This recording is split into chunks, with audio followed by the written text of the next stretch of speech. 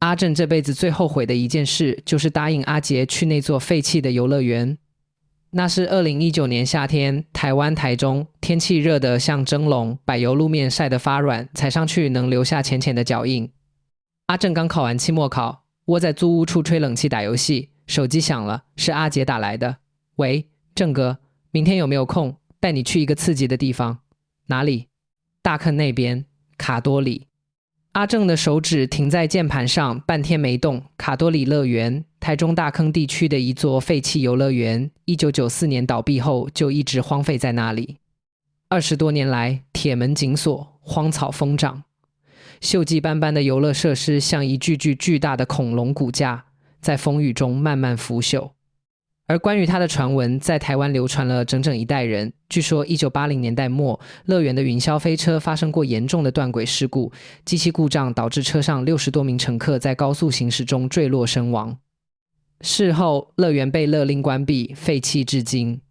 但更让人毛骨悚然的是，那些遇难者的尸骨从未被完全清走。有人说，废弃的轨道上至今还能看到暗红色的痕迹，下雨天会渗出水来。有人说夜晚经过吗？但那里早就没有电了，轨道也早就锈死了。阿正不太想去，但他架不住阿杰软磨硬泡。阿杰说自己找了一个绝对靠谱的带路人，一个自称灵异探秘的老手，在脸书社团里小有名气。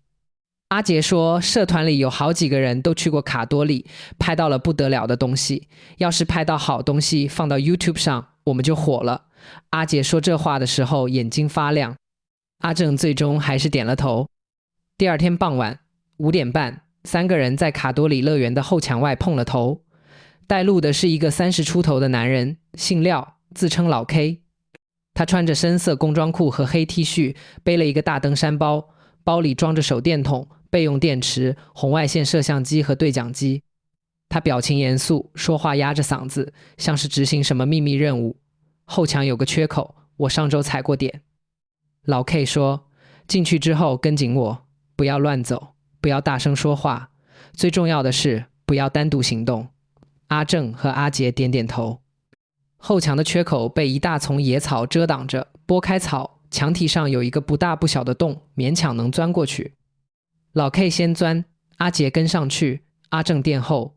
进去的那一刻，阿正感到一阵难以言喻的不适，不是恐惧，而是一种更微妙的东西，像是身体先于大脑意识到了什么。空气在围墙内外似乎不一样，墙外是夏日的闷热，墙内则是一种凉飕飕的带着铁锈和腐烂气味的空气。他的胳膊上起了一层鸡皮疙瘩。卡多里乐园比他想象中要大得多。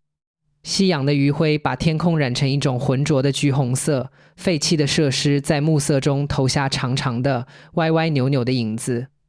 旋转木马的棚顶塌了一半，那些木马褪了色，眼珠掉了，张着嘴，像是在无声的嘶叫。摩天轮的座舱锈穿了底，风一吹就微微摇晃，发出吱呀吱呀的声音，像有人在上面慢慢转动。远处的云霄飞车轨道高高架起，像一条巨蟒的骨架盘踞在乐园最深处，先拍一圈。老 K 从包里掏出红外摄像机，打开了夜视模式。阿杰举着手机一边走一边录视频，嘴里还配着解说。各位观众大家好，我们现在就在传说中的卡多里乐园，没错，就是那个云霄飞车断轨死了60几个人的地方。阿正跟在他们后面，没有说话。他觉得有些不对劲，从踏进这个乐园的那一刻起，他就隐隐约约觉得有人在看他们。不是心理作用，而是一种切实的被注视的感觉，像是有一道目光从某个看不见的角度粘在后颈上，不紧不慢地跟着他。他停下来，回头看了一眼，没有人。旋转木马在暮色中沉默着，杂草丛中的小路上什么也没有。正哥，快点！阿杰在前面喊。阿正快步跟上去。他们沿着主干道一路走到云霄飞车底下，从下面仰望这座庞然大物，感受比远看更加震撼。轨道锈成了暗红色，支柱上爬满了藤蔓，有几段轨道的接口处明显错位，像被巨力扭断后又勉强搭在一起的骨头。有一个座舱半挂在轨道最高点上，像是一头被卡住的野兽的躯干，被风吹得微微摆动，发出规律而空洞的撞击声。老 K 举着红外摄像机对准轨道顶部拍了一会儿，然后低头看了屏幕。等等，他的语气变了。阿正和阿杰凑过去看摄像机的屏幕，红外画面里轨道最高处那个半挂着的座舱附近显示出一个白色的东西，那东西的形状不规则，质地模糊，但位置就在座舱正下方的地面上，像是有什么东西曾经从那个高度摔下来，然后在地上留下了一个轮廓。是雾吗？阿杰问。老 K 没说话，他把摄像机对准另一个方向，那团白色在屏幕上消失了。再转回来，它又出现了，位置、形状完全一样，不是镜头脏了。老 K 的声音很低，啪！阿正发誓他听到了一个声音，从轨道顶上传来的，非常轻微，非常短促，像是金属被什么东西碰了一下，发出的一声清脆的响。三个人同时抬头，轨道上什么都没有。夕阳最后的余晖把轨道的影子拉得很长很长，铁锈在暮色中泛着暗红色的光，风吹过带来树叶沙沙的声音，除此之外什么都没有。但那个座舱，那个半挂在最高点的座舱，刚才明明在随风摆动，发出吱呀吱呀的规律声响，而现在它纹丝不动，静止的像钉死在轨道上一样。走吧。老 K 明显想保持镇定，但他的声音里已经没有了刚才的那股自信。三个人沿着原路往回走，经过旋转木马的时候，阿正又一次感觉到了那种被注视的目光。这一次他死死盯着旋转木马的方向，夕阳已经几乎完全落下去了，木马的轮廓在越来越暗的光线中显得格外狰狞。他盯着那些木马看了好几秒，然后他看到了旋转木马的棚顶下面，其中一匹木马的背上坐着一个小孩，很小的小孩子，看不出是男孩还是女孩，穿着一件红色的衣服，安静地骑在那匹褪了色的木马上，面朝他们的方向一动不动。阿正的血在那一秒从头皮一直凉到脚底，他猛地拉了一把阿杰，阿杰顺着他指的方向看过去，什么都没有了。木马的背上空空如也，只有厚厚一层灰尘和剥落的漆皮。你眼花了吧？阿杰说。阿正张了张嘴，没有反驳，他确实看到了，但只持续了不到1秒钟。他不能确定，他不敢确定。他们从洞里钻出去的时候，天已经黑了。老 K 钻进车里，一句话也没说，就发动了车子走了。阿杰还在兴奋地翻看手机里的视频素材，说回去好好剪辑一下。阿正坐在后排，一路上没有开口，他一直在想那匹木马，想那个坐在上面的穿红衣的小孩，想他的姿态，他面朝的方向正好是他们经过的方向。他没有动，他只是坐在那里看着他们三个，像是一直以来他都在那里，像是一个守望者，看着每一个进入卡多里的活人，看着他们进来，又看着他们离开。可能有人进来以后就没有离开过。阿正没有再跟阿杰去探险过，阿杰后来又在网上约了其他人去了几次卡多里，在废弃的游乐场里拍了不少照片，确实火了一阵子， YouTube 上攒了好几万粉丝。但阿正跟阿杰也渐渐疏远了，不是因为忙，是因为那匹木马，因为到后来他已经分不清自己到底是眼花了还是真的看到了。而如果是真的看到了，那他坐在那里又看了多少年呢？香港、元朗、屏山。达德小学被国家地理频道评选为亚洲最闹鬼的景点之一，不是因为猎奇，而是那所小学的建校地点本身就承载着一段沾血的历史。这所废弃小学位于屏山的一个山坡上，周围被树丛和野草包围。它其实有2栋校舍，一栋仍在使用的正常运作的新校舍，以及一栋荒废多年的旧校舍。故事发生的是那栋旧校舍。旧校舍是一栋3层的灰白色建筑，门窗紧闭，墙上爬满了青藤。铁闸上挂着一把生锈的大锁，地面上散落着碎玻璃和枯叶。附近的居民大多知道这所学校的历史。1941年日军占领香港期间，屏山一带的村民因为反抗而遭到集体屠杀，大量尸体被就地掩埋，埋在后来建校的那块土地上。换句话说，整所学校相当于建在一个乱葬岗的正中央。但更加麻烦的是，后面发生的是1990年代，学校还在正常运营，一个女校长在2楼的女生厕所里上吊自杀了。据说是因为工作压力太大，但没有人知道确切的原因。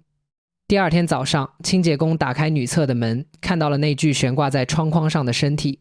从此以后，2楼的女厕所就一直锁着门，再也没有打开过。达德小学后来停办了，旧校舍彻底废弃。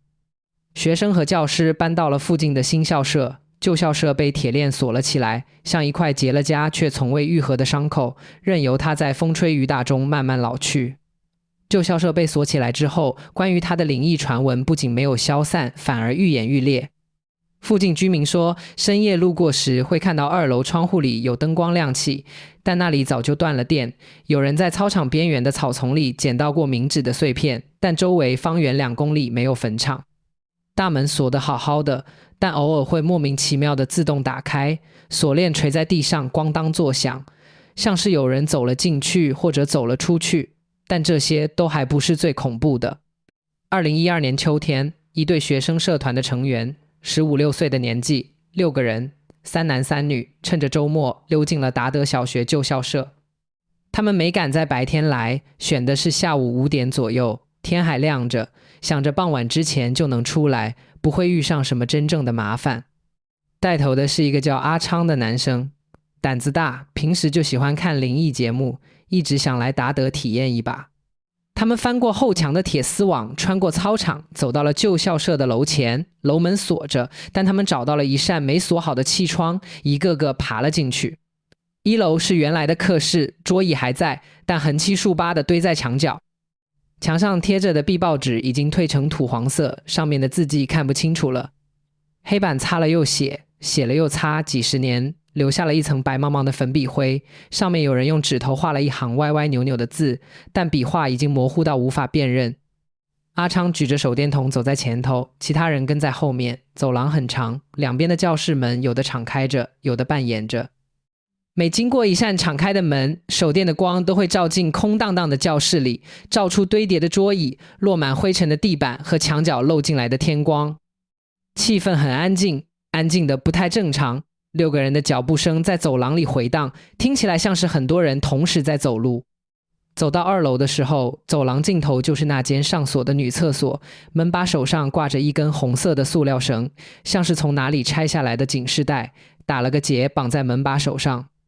没有任何人知道这根红绳是谁系上去的，因为据阿昌所知，旧校舍已经被锁了好几年，根本不应该有人进出。其中一个女生叫小敏，她盯着那根红绳看了很久，脸色有些发白。走吧，别看了。阿昌说，但小敏没有动，她慢慢伸手指了指门底下的缝隙，门和地面之间大约有2厘米的间隙，手电的光从那个缝隙照进去，能看到厕所里地面的瓷砖。瓷砖很脏，满是灰，但灰上面有一个鞋印。不对，不止一个，很多个，方向一致。从门口走向厕所隔间，又有一个从厕所隔间走回门口的。像是有什么人曾经在这间锁了好几年的厕所里来回走了很多遍，走到灰尘上都留下了清晰的印记，那只是以前留下来的。阿昌的声音有些发虚，以前的鞋印灰尘会把它盖住的。小敏说，声音很小，微微发抖。这些鞋印是新的。沉默像一块石头砸进了6个人的心脏。就在这时，走廊尽头传来了一声轻微的声响，咔嗒，像是门锁弹开的声音。他们齐刷刷地转头看过去，走廊尽头是一扇半掩着的门，门后应该是通往3楼的楼梯间。那扇门在他们来的时候是半掩着的，但此时正在慢慢打开。没有风，走廊两边的窗户都是关着的，但那扇门确实在动，一点一点的，不紧不慢地向内打开，像是有人站在门后，正缓缓地把门拉开，门完全打开了。楼梯间里黑洞洞的，什么也看不见。走。阿昌几乎是咬着牙说出了这个字。6个人没再多说一个字，转身就往楼下跑。脚步声在走廊里混乱的回荡，有人在跑的过程中踢到了墙角的碎玻璃，碎裂的声音在空荡荡的校舍里显得格外刺耳。他们原路从气窗爬了出去。到了操场上，6个人停下来喘气，心跳得快要从嗓子眼蹦出来。夕阳的余晖照在操场上，把一切都照得温暖而正常。刚才在楼里的那种压抑感正在迅速消退。有人开始笑了，说虚惊一场，自己吓自己。但小敏没有笑，她站在操场正中央，脸色白得没有一丝血色。她慢慢摊开自己的右手手掌。在达德旧校舍里面的时候，她一直把右手攥得紧紧的，没有人注意到她的手里攥着一样东西。现在她张开了手，掌心里躺着一段红色的塑料绳，就是那根挂在2楼女厕所门把手上的，不知道是谁系上去的红绳。她不知道什么时候把它拽了下来。但这不是最可怕的地方，最可怕的是红绳上拴着一个小东西，一个用红纸叠成的指甲盖大小的小鞋子，做工精细，鞋面上甚至能看出隐隐的花纹。红纸鞋，这是给死人烧的。没有任何人碰到过那根绳，没有任何人把它取下来过。它应该还在2楼的门上挂着，但小敏的手心里确实攥着它。她不知道自己是什么时候拿到的，他甚至不记得自己曾经伸手碰过那根绳。6个人当天晚上就分开了，小敏把那根红绳扔进了路边的垃圾桶，但第2天早上他又回去看，垃圾桶里什么也没有，空荡荡的，连垃圾袋都像被人提前收走了。后来有人告诉他，达德小学附近的老人们都知道一个不成文的说法，那个在2楼女厕自杀的女校长死的时候穿着一双红布鞋。而红绳配红鞋这种东西，在某些说法里有一个很不好听的名称，它叫做请帖。收到请帖的人迟早要回去那栋楼里赴一场谁也不想赴的约。阿昌后来在网上看到有人发帖讨论达德小学，说几年前有人在2楼女厕所的地砖下面挖出过东西，说的活灵活现，也不知道真假。他没敢点进去细看。1981年，香港发生了一件轰动全城的事，不是明星绯闻，不是经济动荡，而是一块云石。虎豹别墅是香港著名的地标，由华侨胡文虎建造，以其色彩斑斓的虎塔和雕塑景观闻名。但很少有人知道，就在虎豹别墅的外墙上，1981年出现过一件令所有看到的人都脊背发凉的事。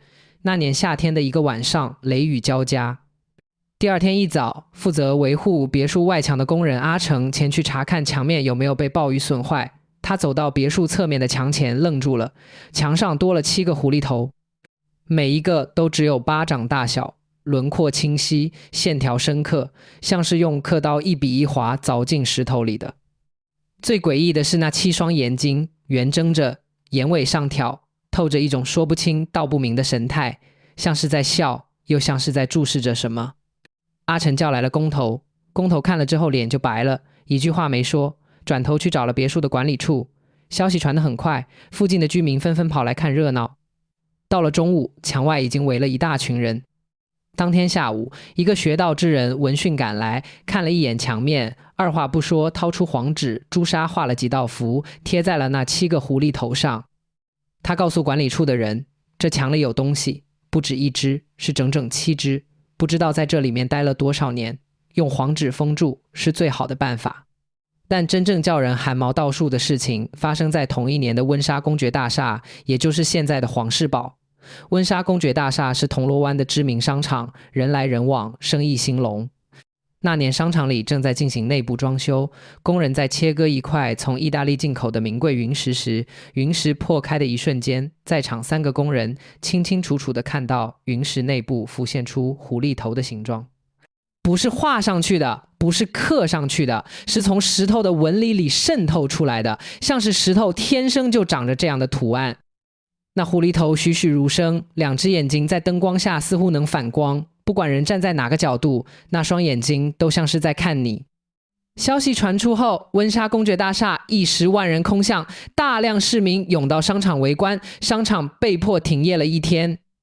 保安用布把云石遮起来，但第2天布被掀开了，狐狸头的轮廓比以前更深，就像是从石头里面往外顶一样。商场管理层只好连夜叫人把整块云石拆掉，换上了新的石材。更换之后，生意竟然出奇的好了起来。但事情并没有就此结束，温莎大厦的顶层有一家著名的酒楼。那段时间，酒楼里接二连三的发生了多起婴儿猝死事件，死去的婴儿最大的也不过3个月，最小的还没有满月。法医检查后找不出明确的致死原因，每一具婴儿的尸体都呈现出一个共同的、无法解释的特征：身体内部的血液几乎流失殆尽，就像是被什么东西从极其微小的伤口处。一滴不剩的吸干了。有一个母亲在睡梦中被哭声惊醒，看到一只红眼的狐狸正趴在她婴儿的身上，她尖叫着冲过去，狐狸从窗户跳出去消失了，再看婴儿已经没有了呼吸。这几起婴儿死亡事件在香港引起了极大的恐慌，酒楼生意一落千丈，最终被迫关闭。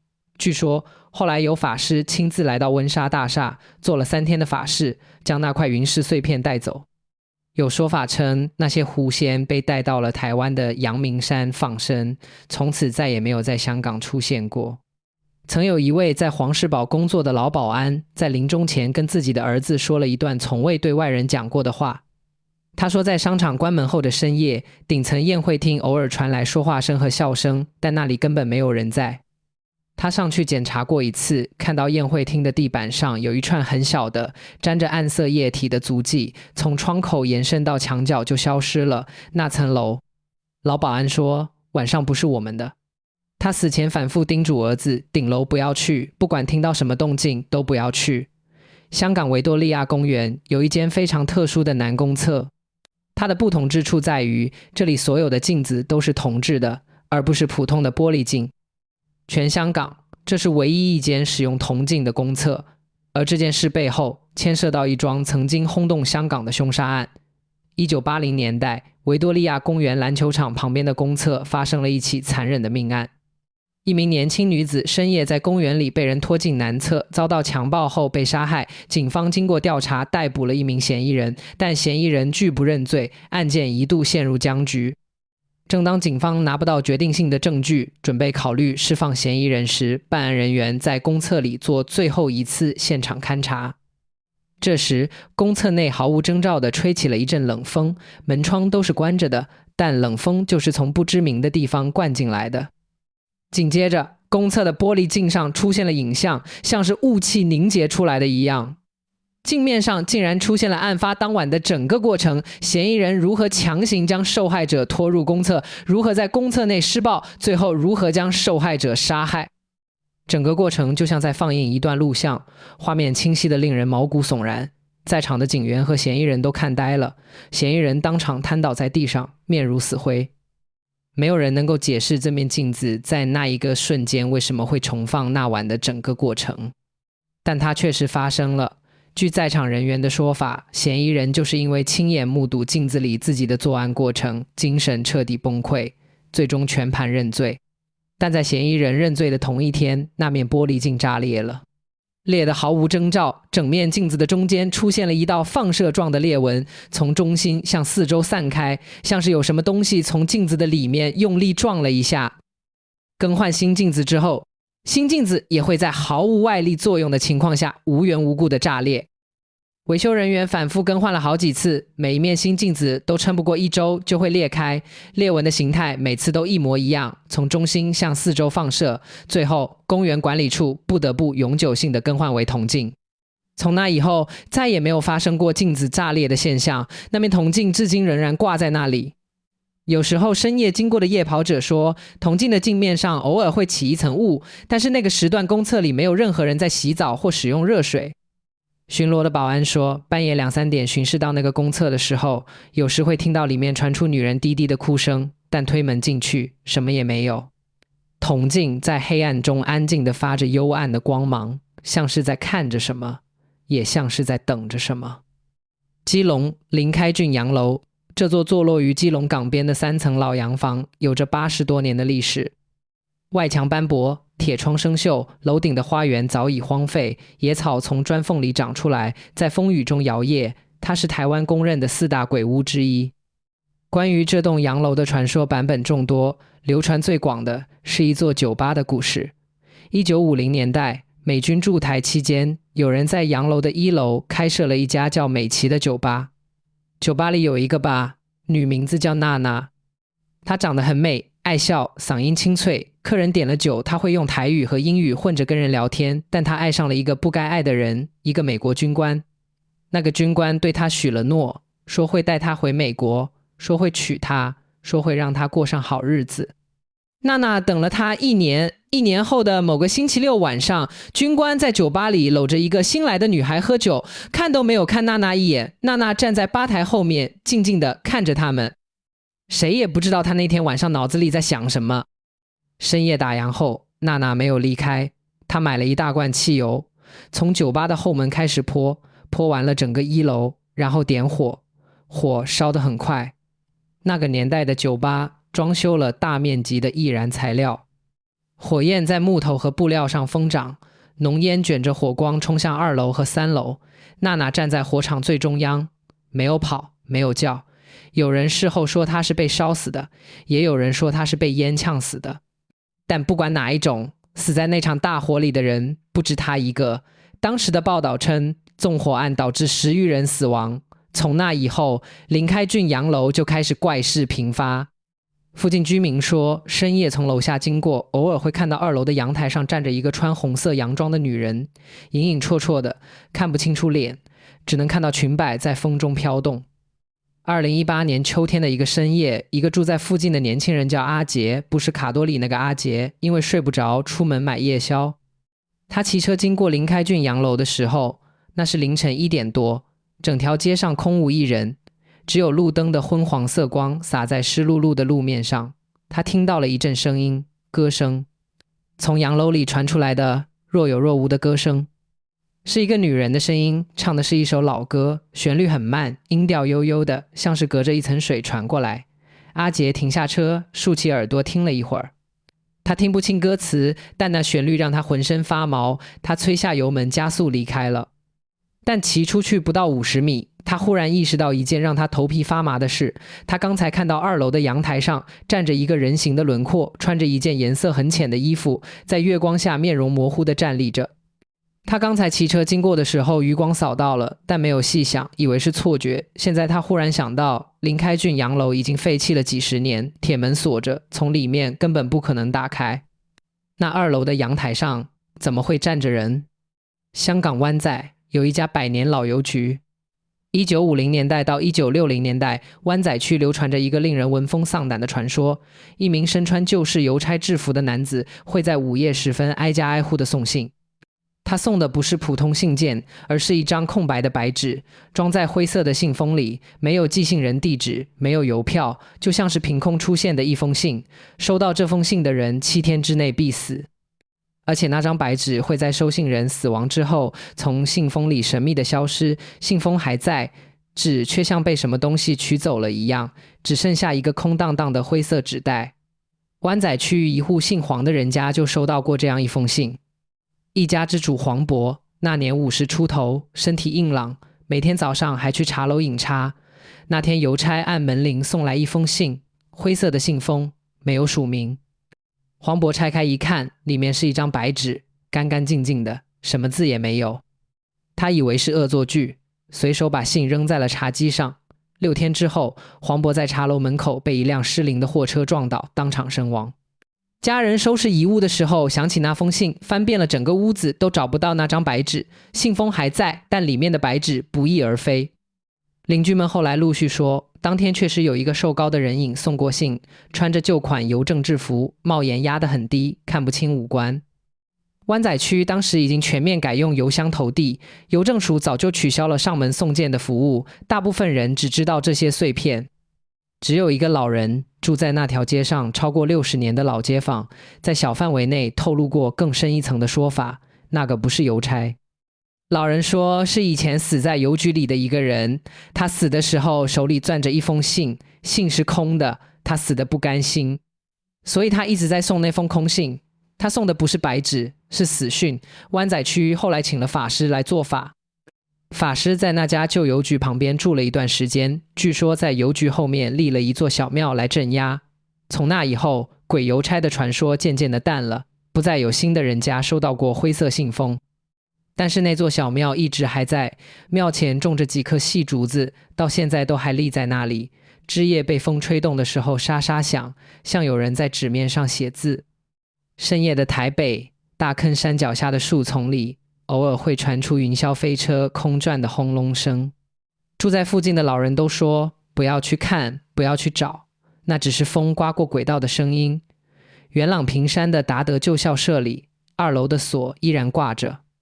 那根红绳不知道什么时候又出现在了门把手上，在夜风中微微摇晃，等着下一个把它取走的人。铜锣湾的商场早已换了无数轮招牌，顶楼锁着的宴会厅里，紧闭的门缝偶尔透出一线冷光，然后迅速熄灭。